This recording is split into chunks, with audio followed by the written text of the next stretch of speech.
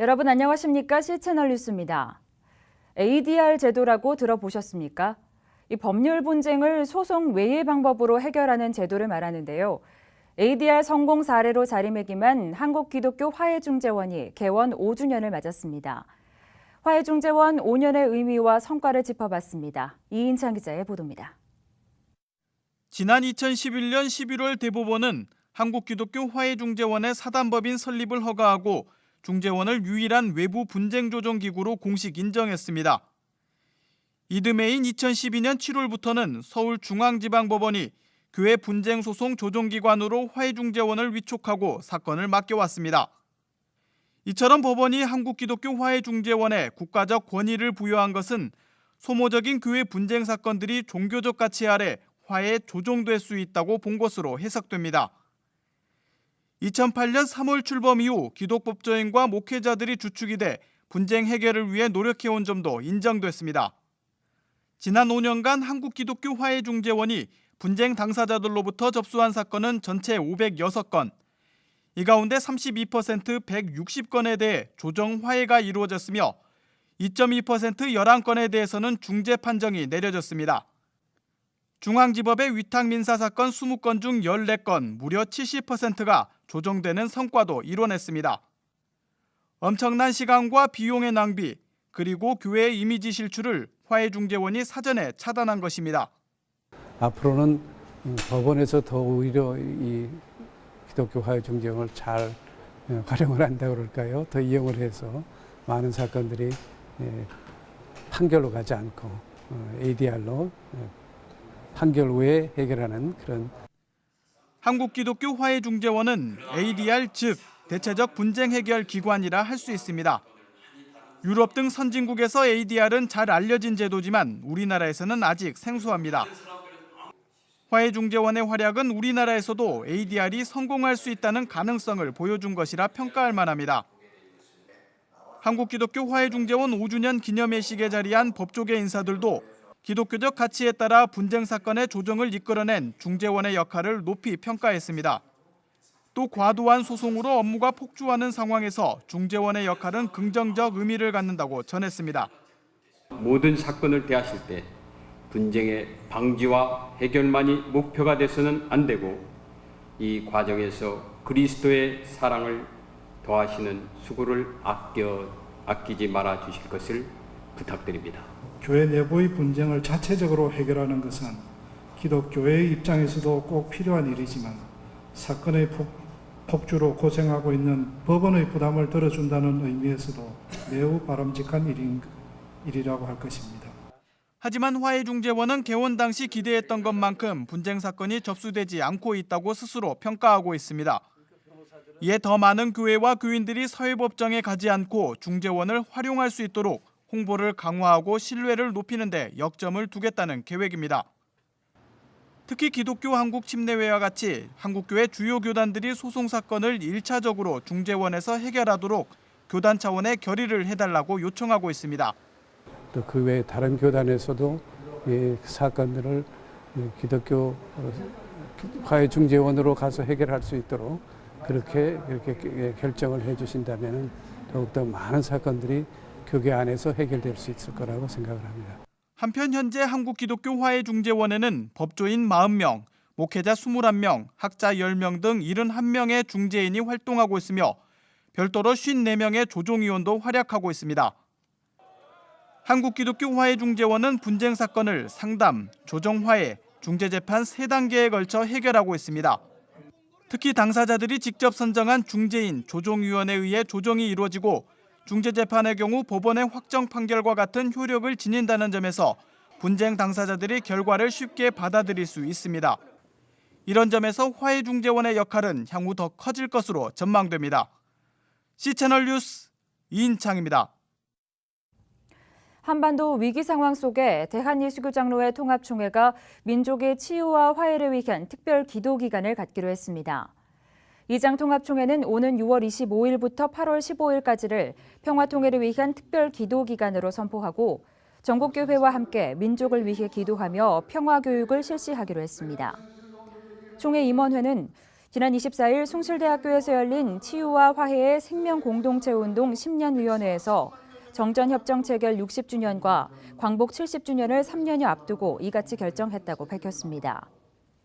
한편 총회는 이날 회의에서 숭실대학교와 긴밀한 협력 관계를 갖기로 하고 대학의 발전을 격려하며 특별히 대학과 구성원들을 위해 기도하는 시간을 갖기도 했습니다. 또 총회는 중국 쓰촨성 지진 복구를 위한 모금과 저작권 대책위원회 구성에 관한 안건을 처리하기도 했습니다. 대표적인 경제민주화 법안으로 꼽히던 하도급법과 정년 60세 연장법 등이 국회 본회의를 통과했습니다. 국회는 30일 본회의를 열고 대기업의 납품 단가 후려치기에 대해 징벌적 손해배상 제도를 강화하는 내용의 하도급법 개정안을 의결했습니다. 이에 따라 대기업이 중소기업을 대상으로 부당 단가이나 부당 발주 취소, 부당 반품 행위, 기술 유용 등으로 피해를 줄 경우 손해액의 최대 3배까지 배상 책임을 지게 됐습니다. 근로자의 60세 정년을 의무화하는 고용상 연령차별 금지 및 고령자 고용촉진법 개정안도 함께 통과됐습니다. 정년 60세 연장법은 현재 권고조항으로 되어 있는 정년 60세를 의무조항으로 바꾸도록 했으며 2016년부터 사업장 규모에 따라 단계적으로 적용됩니다. 한편 정년 연장법에 대해 재계는 정년이 늘어날 경우 임금 지불에 대한 부담이 높아진다는 이유로 반대 입장을 밝혀왔습니다. 이에 따라 국회는 정년 연장에 따른 임금 체계 개편을 노사협의에 맡기되 노동조합이 있는 사업장에서는 기존 노동위원회의 조정 절차를 밟게 했습니다. 학부모 10명 중 8명은 사교육기관의 선행교육 규제를 찬성하는 것으로 나타났습니다. 하지만 이번에 발의된 특별법에는 사교육기관의 선행교육 상품 규제는 빠졌다고 합니다. 무슨 이유일까요? 나경철 기자의 보도입니다. 한국사회여론연구소가 4월 27일과 28일 이틀 동안 전국 19세 이상 성인 남녀 1,000명을 대상으로 여론조사를 실시한 결과 응답자의 63.8%가 선행교육 금지 법안을 찬성한 것으로 나타났습니다. 특히 초중고 학부모층은 71.3%가 찬성표를 던졌습니다. 또 이들 중 69.6%는 사교육기관의 선행교육 상품 판매 규제가 공교육 정상화 촉진 특별법에 포함돼야 한다고 응답했고 초중고 학부모층은 이에 대해 78.5%가 찬성하는 입장을 보였습니다. 학부모 10명 중 8명이 사교육기관의 선행교육 규제를 찬성하는 것입니다. 우리 부모들이 학원 등 사교육기관의 선행상품 판매로 인해서 너무 오랫동안 고통받고 있구나 하는 것을 여실히 알 수 있게 된 것이죠. 지난 4월 16일 민주통합당 이상민 의원은 선행교육 규제에 관한 특별법을 발의했습니다. 그러나 학원업계는 이 의원의 홈페이지를 비난글로 뒤덮고 정부를 압박하는 등 강하게 반발하고 있습니다. 이러한 영향으로 이번 공교육 정상화 촉진 특별법에 선행교육 상품 규제는 포함되지 못했습니다. 교육시민단체 사교육 걱정 없는 세상은 현재 학생들이 선행교육을 받을 수밖에 없는 환경 속에 있다며 현재 새누리당이 추진하고 있는 공교육 정상화 촉진 특별법에 학원 선행교육 상품 규제를 포함시킬 것을 촉구했습니다. 구체적인 방안으로는 해당 감독기관을 신설해 각 시도교육청에서 구체적인 실태를 조사하도록 하는 한편 시민들이 자발적으로 참여할 수 있는 학파라지 제도도 부활시키는 것을 제기했습니다.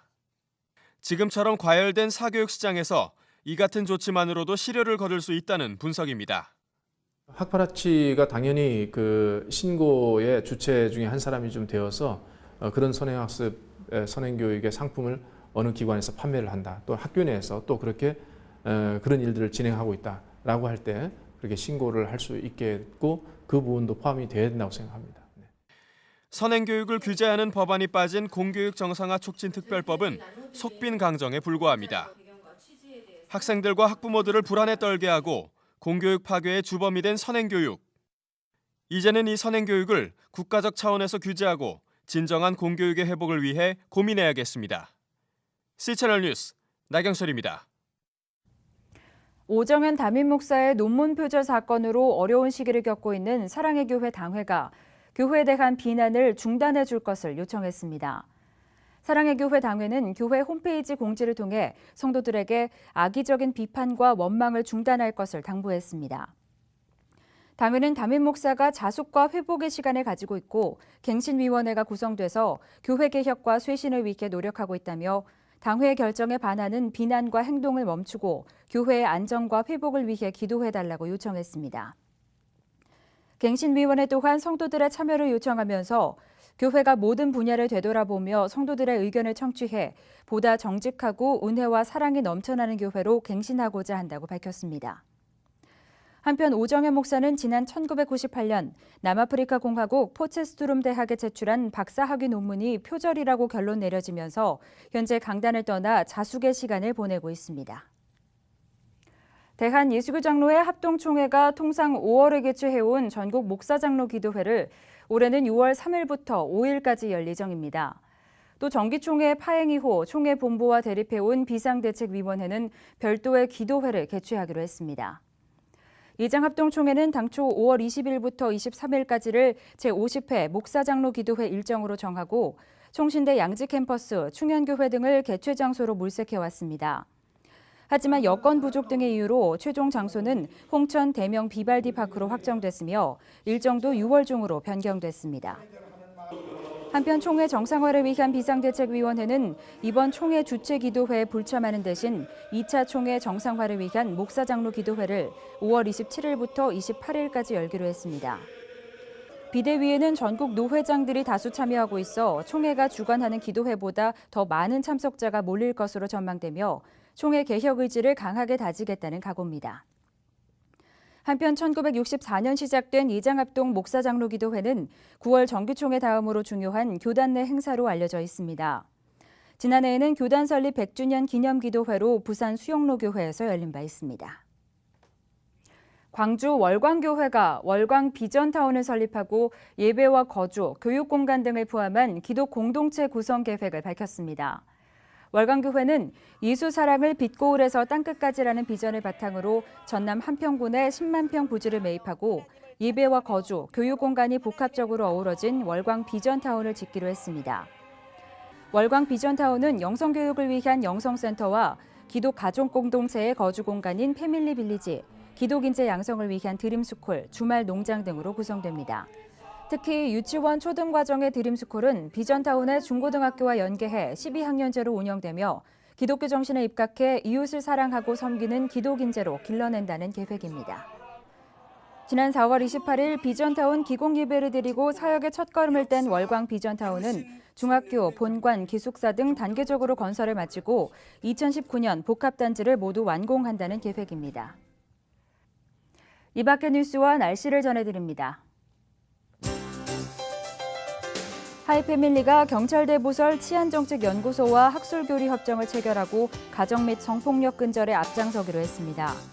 두 기관은 각자의 전문성을 바탕으로 가정문제 상담, 건강가정 지원, 가정 전문가 양성 및 교육 등의 활동을 함께 펼치기로 했습니다.